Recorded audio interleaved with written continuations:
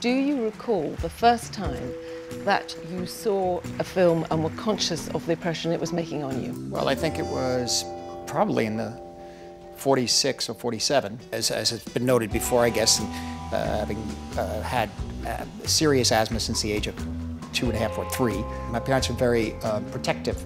The idea was to make sure that I didn't run or laugh.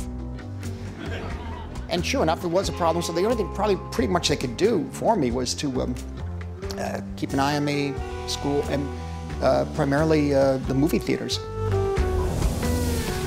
Your mother actually appears, well, I know she appears in Mean Streets, doesn't she? Yeah, She does. gives... Well, they had no choice. I mean, no, they don't know what to do with me. I mean, I wasn't afraid. First he's going to be a priest, then he was going to get married, then he's not going to get married, then he's going to go here, then he's going to do this.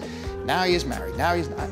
What is he doing? He's with these other people, but they seem like nice people, and they like his movies. They thought I was completely mad. They really did. I heard him speaking one night.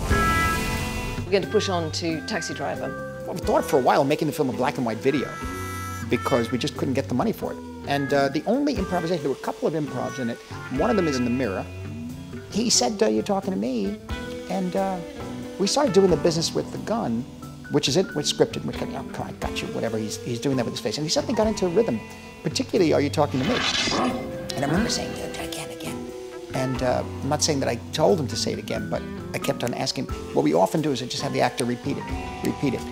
We do it now, where, you know, take one has 6 times, 7 times in it, or 5 times. So you create the atmosphere, and you can make it as easy as possible for them to take their time if they're onto something.